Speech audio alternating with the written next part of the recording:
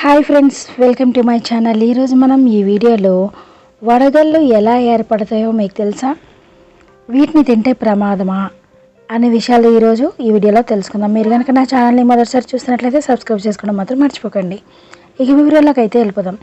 గత 3 రోజులుగా తెలుగు రాష్ట్రాల్లో అకాల వర్షాలు కురుస్తూ ప్రజలను బెంబేలిస్తున్న విషయం మీ అందరికీ తెలిసిందే.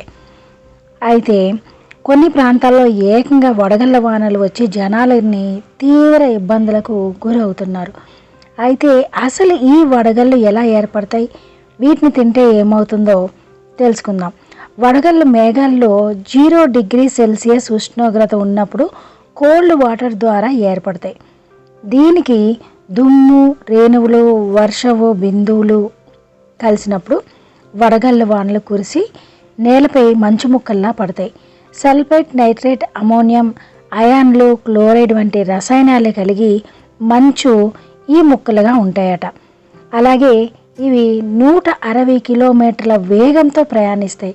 రసాయనాలను కలిగి ఉండడంతోనే వీటిని తినొద్దని పెద్దలు, ఆరోగ్య నిపుణులు హెచ్చరిస్తున్నారు. ఈ వడగళ్ళను తినడం వల్ల పలు రకాల అనారోగ్య సమస్యలు కూడా వచ్చే అవకాశం ఉందని నిపుణులు హెచ్చరిస్తున్నారు. Thank you for watching. మరొక ఇంపార్టెంట్ వీడియోతో మళ్ళీ కలుసుకుందాం. ఇది దివ్యశ్రీ ఫుడ్ అండ్ బ్యూటీ.